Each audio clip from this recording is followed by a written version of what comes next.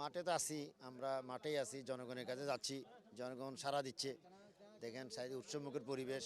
জনগণ পরিবর্তন চায়, জনগণ চায় একটা সুশাসন, দুর্নীতিমুক্ত শাসন, সন্ত্রাসমুক্ত শাসন, দেশের উন্নয়ন।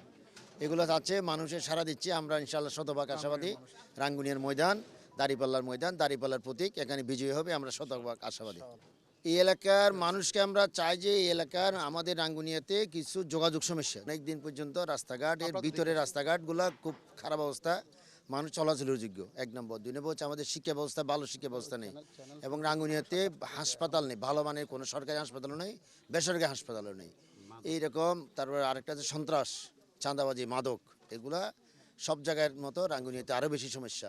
আমাদের এখানে কর্ণফুলী নদী আছে, কর্ণফুলী নদীর মানে বালু বালু উত্তোলন করে কর্ণফুলী নদীকে এখন মানে অনেকটা হুমকির সম্মুখীন।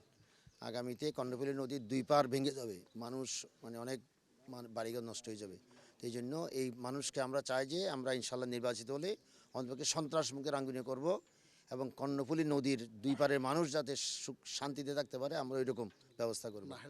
রাঙ্গুনিয়ার মাঠে কোনো শান্ত, আমরা সবাই মিলে চাই শান্ত পরিবেশ থাকুক, মানুষ যাতে সুন্দর করে নির্বিঘ্নে সবাই ভোটাধিকার দিতে পারে।